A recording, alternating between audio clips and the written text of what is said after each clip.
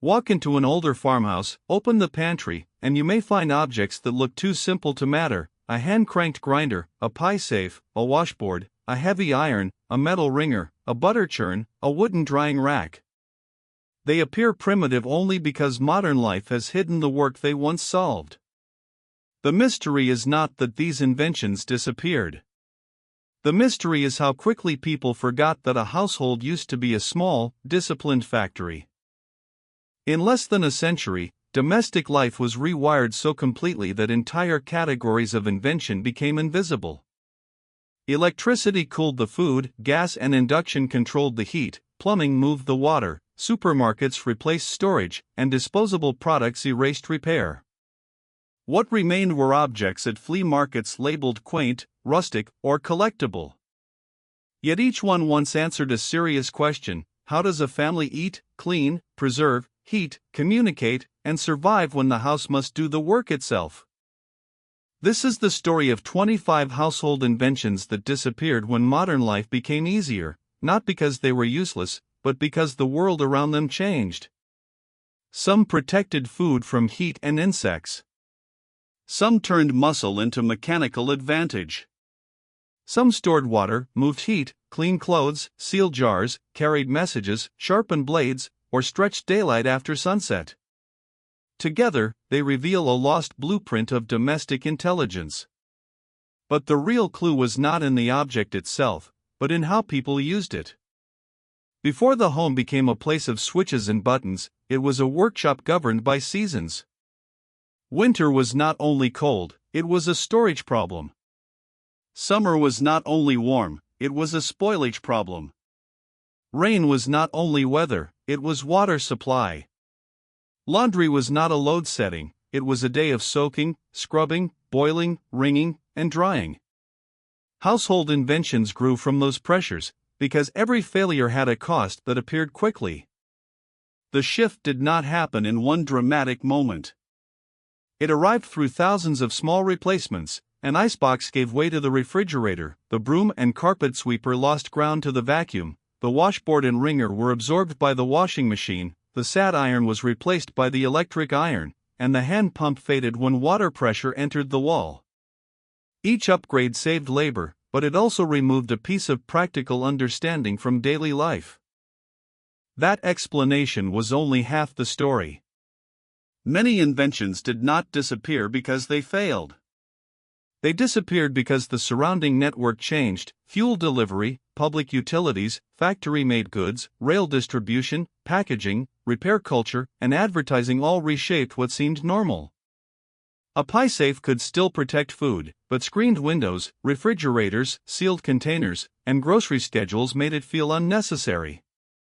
The invention had not lost its logic, the house had changed around it. The first major reveal begins with cold. Before the refrigerator, the icebox was a household machine built around a disappearing resource. Blocks of ice were cut, stored, delivered, lifted with tongs, and placed inside insulated cabinets where melting controlled temperature. It was imperfect, wet, and dependent on regular supply, but it changed what families could keep. Milk, butter, meat, and leftovers survived longer because the home had borrowed winter and placed it inside a wooden box. Water carried another clue. The hand pump, cistern, and rain barrel were not rural decorations, they were control points in a household water system. A pump converted arm strength into pressure. A cistern stored what the roof collected. A barrel turned a storm into wash water, garden water, or emergency reserve. When plumbing arrived, the visible work disappeared into pipes.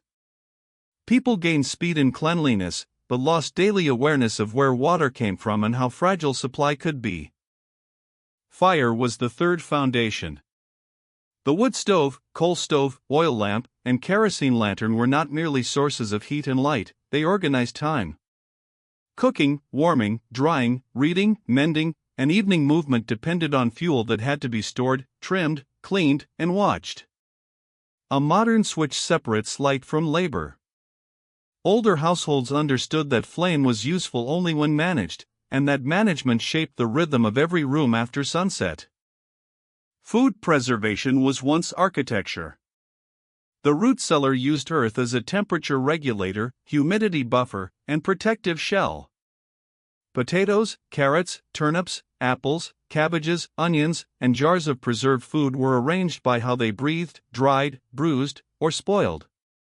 This was not random storage. It was a living map of chemistry before the language of chemistry entered the kitchen. Cool air, darkness, ventilation, and careful separation did the work a refrigerator now hides. The pie safe solved a different enemy: insects. Its punched tin or wire panels allowed air to move while discouraging flies, mice, and household dust from reaching baked goods. Before sealed plastic containers and refrigerated desserts, cooling food had to breathe without being exposed. The cabinet looks charming now, but its purpose was strict. It protected pies, bread, biscuits, and leftovers during the vulnerable hours when heat, smell, and insects could ruin a day of work. Then came containers that changed the calendar. Stoneware crocks, fermentation jars, and hand-sealed canning jars extended harvest into winter. A jar lifter, funnel, wax seal, clamp, or screw band might look like a minor accessory, but it marked a household's ability to transform abundance into future meals. The most surprising part was still coming. Preservation was not only about saving food. It was about saving labor at the moment when labor was hardest to spare. Laundry is where modern people most often underestimate the past. The washboard was not a symbol of backwardness, it was a friction tool. The tub was a chemical bath. The boiling pot used heat to loosen oils and kill what cold water left behind. The wringer removed water by pressure, making drying possible before electric spin cycles. When the washing machine arrived, it did not simply replace one object. It compressed an entire day of skilled physical labor into a timed cycle. The mangle and flat iron carried the next stage. A mangle pressed linens through rollers, while the sat iron stored heat in heavy metal. Both demanded judgment: too cool and wrinkles stayed, too hot and fabric scorched, too wet and pressure failed, too dry and the work became punishing. The electric iron made heat controllable. Synthetic fabrics reduced the need for extreme pressing. The old tools disappeared because the material world of clothing changed around them. The clothesline and drying rack are sometimes dismissed as leftovers from poverty, but that misses their logic. They used sun, wind, indoor heat, and evaporation as free energy.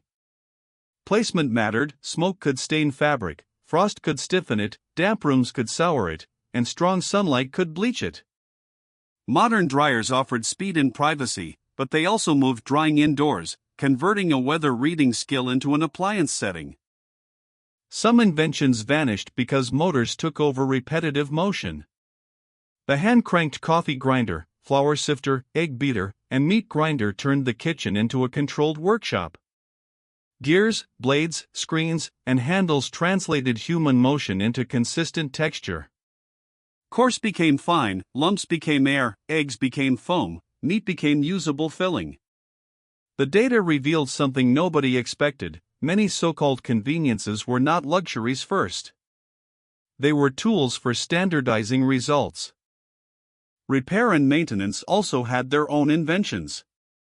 The knife sharpener, whetstone, button box, sewing basket, darning egg, and treadle sewing machine kept objects in service longer. A torn shirt was not automatically waste. A dull blade was not replaced, it was restored. The treadle machine is especially revealing because it delivered speed without electricity, using foot power and a flywheel to make stitching continuous.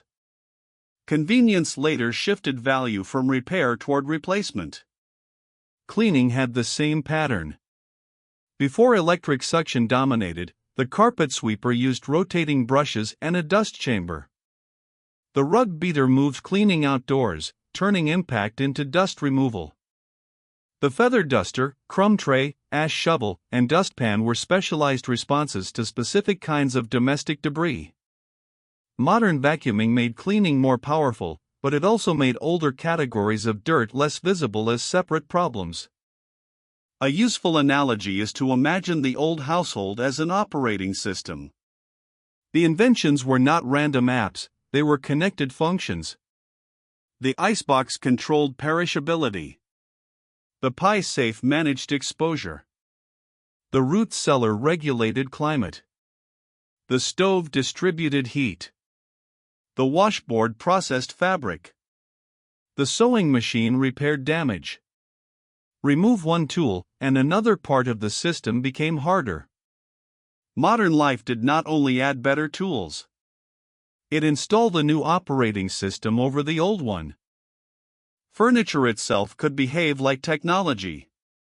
The Hoosier cabinet, for example, gathered flour storage, sifting, work surface, drawers, spice racks, and sometimes a pull-out enamel counter into one station. It reduced walking, searching, lifting, and mess. The modern fitted kitchen absorbed its purpose into cabinets, countertops, and appliances.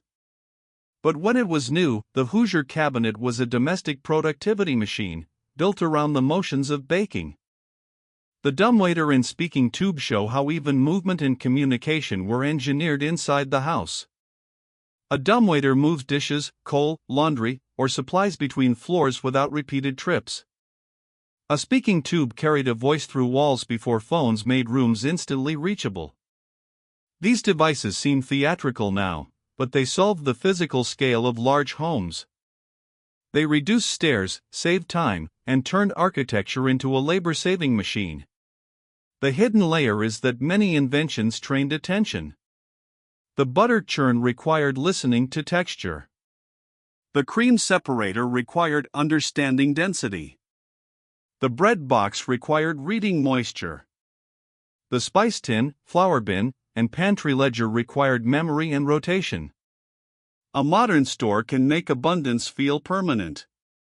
Older households knew abundance was temporary unless it was processed, guarded, labeled, rotated, and used in the right order. The pressure cooker belongs in this story because it compressed fuel and time. On farms, in cities, and in working homes, pressure changed boiling itself. Tough cuts softened faster, beans cooked with less fuel, and canning became more efficient when heat could be held above ordinary boiling temperature. Modern microwaves and instant appliances inherited the desire for speed, but the pressure cooker shows that speed was not new. It was once a careful bargain with risk and control. Even the door carried technology. The boot scraper, umbrella stand, coat tree, vestibule, and storm door formed a boundary system between outside and inside. Mud, rain, snow, soot, and street dust were not allowed to spread freely into the living space. Today, climate control and sealed flooring hide some of that battle, but the older entryway reveals a sharper idea: cleanliness began before a person crossed the threshold. When these inventions disappeared, certain costs became harder to see. Refrigeration increased safety and range, but it also made continuous electricity feel non-negotiable. Dryers saved time, but raised energy dependence. Disposable packaging reduced washing, but expanded waste. Ready-made goods saved skill, but weakened repair habits. The point is not that the old way was better. The point is that every convenience transfers work somewhere else, into a grid, a factory, a supply chain, or a bill. The disappearance also changed time. Older inventions demanded fixed rhythms: laundry day, baking day, preserving season, fuel cutting, water hauling, lamp cleaning, knife sharpening, mending night. Modern appliances scattered those tasks into shorter moments, which was a genuine liberation for millions of households. But it also removed the calendar that once taught people how domestic life depended on weather, wear, storage, and preparation.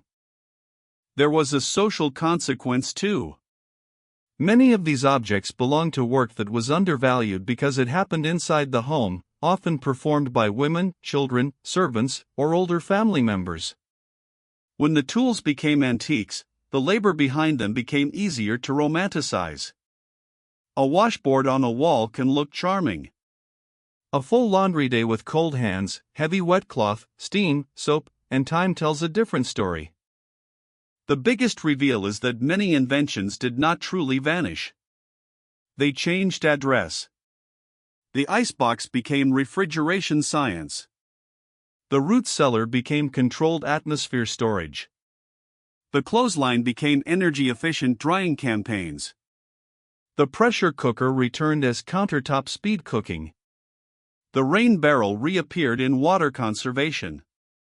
The treadle machine survived where electricity remained unreliable. Disappearance was often a disguise. The principle lived on after the object left the kitchen.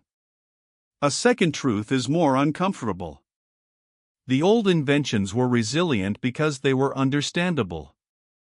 A person could see the moving parts, repair the hinge, sharpen the blade, oil the gear, clean the wick, patch the cloth, replace the seal, or adjust the draft. Modern devices are often more powerful, but they hide their mechanisms behind panels, circuits, software, warranties, and replacement cycles. Ease increased, but transparency declined. The third truth is that disappearance often followed advertising as much as invention. New products were sold not only as useful, but as modern, clean, respectable, and freeing. Old tools became symbols of drudgery, poverty, or outdated identity. Many deserved to be retired because they were exhausting. But the marketing also taught people to feel embarrassment towards skills that had kept households alive for generations. Reframed this way, the 25 inventions are not a list of lost gadgets. They are a record of household problem solving under pressure. The icebox answers perishability. The hand pump answers access. The root cellar answers seasonality. The washboard answers sanitation. The mangle answers fabric care. The pie safe answers pests. The sewing machine answers repair. The lamp answers darkness. Each object is a sentence in an older language of self-reliance. This does not mean the past should be restored exactly. Few people would choose endless laundry labor, unsafe lamps, heavy fuel hauling, unreliable cooling, or smoke-darkened rooms if better options exist. Progress mattered because it reduced danger and gave time back. The lesson is more precise: when convenience removes difficulty, it can also remove understanding. A society can keep the benefit of modern life while still remembering the mechanics beneath it. The strongest lesson may be resilience. A house with only invisible systems becomes helpless when those systems pause. A house with remembered skills has options: cool storage, air drying, water reserve, repair kit, manual tools, preserved food, alternate heat, alternate light. The old inventions are not instructions to abandon comfort. They are reminders that comfort is strongest when backed by knowledge that still works when the switch does not. The disappeared inventions also reveal a design philosophy that modern products sometimes forget. They were often durable, understandable, reparable, and matched to a specific environment. A rain barrel made sense where roofs gathered storms. A root cellar made sense where earth stayed cool. A clothesline made sense where wind and sun were reliable. Good design did not begin with novelty. It began with watching a place closely enough to use what it already offered. There is another reason these objects keep returning in museums, homesteading channels, auctions, and family stories. They make hidden labor visible. A hand pump makes water physical. A churn makes butter audible. A wringer makes wet cloth heavy. A sad iron makes heat dangerous. A sewing treadle makes repair rhythmic. When people see them working, they recover a scale of effort that modern convenience can make almost impossible to imagine. So the story of these 25 household inventions is not a story about losing objects. It is a story about losing contact with the systems that keep daily life running. Cold, water, heat, repair, cleaning, storage, communication, and time did not become less important, they became quieter. Modern life got easier, and that was a real achievement. But the older house still asks a question worth keeping: if convenience disappeared for a while, what would we still know how to do?